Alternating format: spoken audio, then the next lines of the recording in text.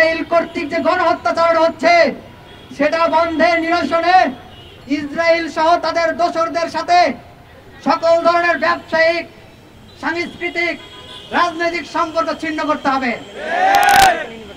আমরা এরপরে বলতে চাই, আমেরিকান ইউনিভার্সিটিতে শিক্ষার্থীদের উপরে যে নৃশংস হামলা চালানো হয়েছে এর দৃষ্টান্তমূলক শাস্তি দিতে হবে, বিচার করতে হবে। যারা যারা এই হামলায় মদদ দিয়েছে তাদেরকে অবিলম্বে আইনের আওতায় আনতে হবে। যে 22 শতাধিক শিক্ষার্থীকে গ্রেফতার করা হয়েছে তাদেরকে অবিলম্বে মুক্তি দিতে হবে। বাংলাদেশের শিক্ষার্থী সহ ফিলিস্তিন সংহতি আন্দোলনের অংশ নেওয়ার কারণে যে সকল শিক্ষার্থীদেরকে আমেরিকার বিশ্ববিদ্যালয় থেকে বহিষ্কার করা হয়েছে অবিলম্বে তাদের বহিষ্কার আদেশ প্রত্যাহার করতে হবে। ওয়ালটন এসিতে ইনস্টলেশন একদম ফ্রি।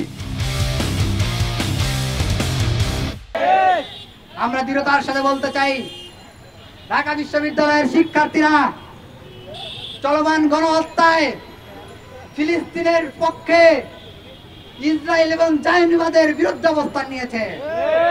আমি আজকের এই সংহতি সমাবেশ থেকে সারা দেশের শিক্ষার্থীদের প্রতি আহ্বান রাখবো, আপনারা সকলে এই জায়নিবাদী ইসরায়েলের বিরুদ্ধে তীব্র গণপ্রতিরোধ গড়ে তুলুন। যাদের যেখানে সুযোগ আছে সেখানে বজ্র কঠোর আওয়াজ তুলুন।